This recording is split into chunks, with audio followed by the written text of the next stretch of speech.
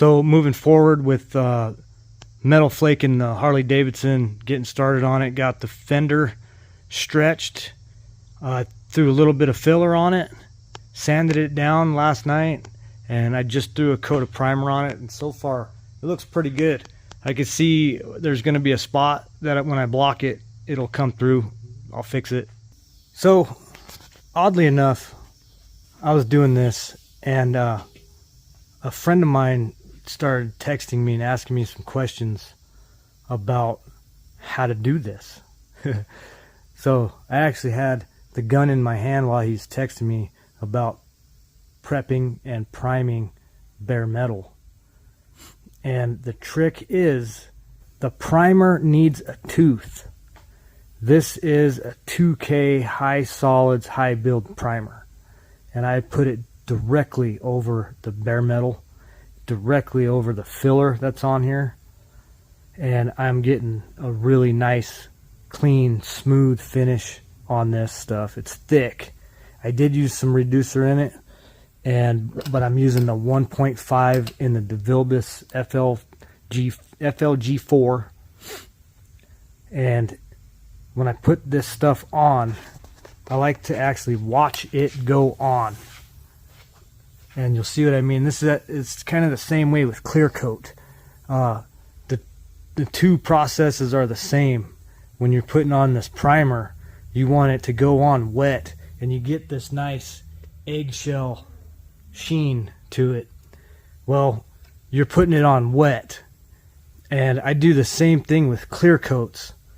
And what I mean by that is I watch it go on, and I'm going to try and capture that right now with my spray gun and my camera in my hand. So this might be kind of hard, but you're going to see a wet pattern forming. I'm going to try and follow it both. Try to follow both. So here we go.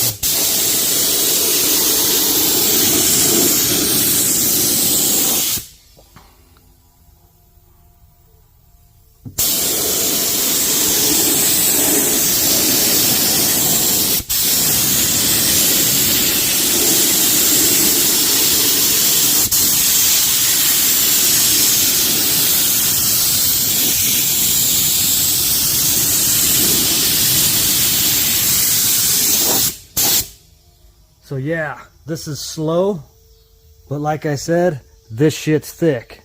So I have to adjust on the fly for the way it's coming out of the gun and the way that it's laying down.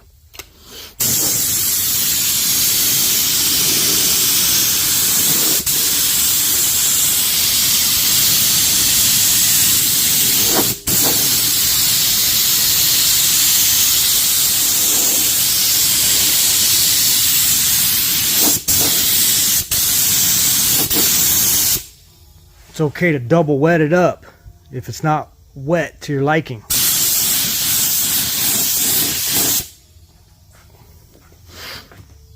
Might get a better view from here. And no, I'm not wearing my mask, but you know, tutorial, right?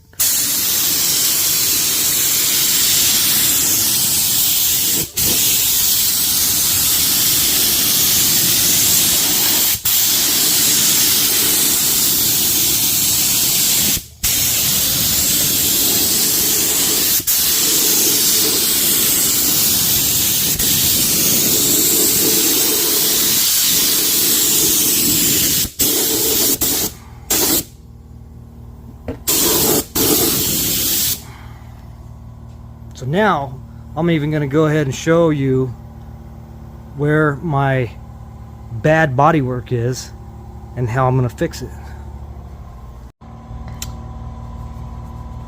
Here's some right here.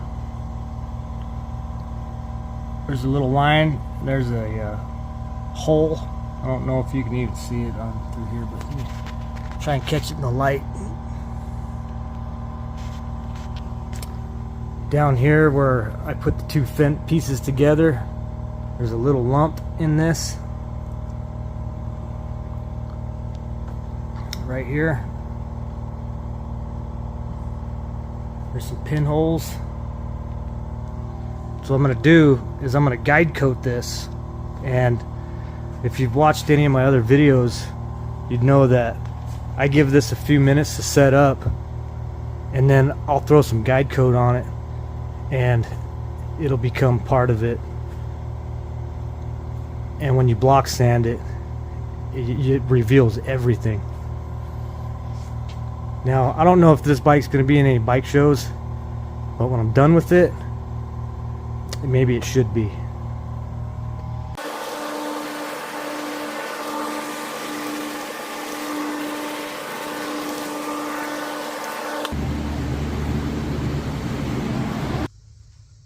And this bike's getting a crazy monster flake, 0.025. They're huge. It's gonna be fun though. So when this cures, I'm gonna go ahead and sand it down and fix the spots that need to be fixed. I'll flip it over. I'll get up inside here. I'll smooth that out a little bit more. I'll sand it down, and I'll actually put an epoxy primer in there, and then I'll leave that alone. I mean, I'll put a base coat on it, of course, but I'm going to leave it alone. This inside here, I believe, needs an epoxy primer for 2 reasons: water, road shit, salt, all that good stuff. It'll beat it up in there. I've actually gone as far as using bed liner on the inside of these, and that works out really good too. And then I'll be ready to spray some flakes on all this stuff, and I'm going to film that, every part of it.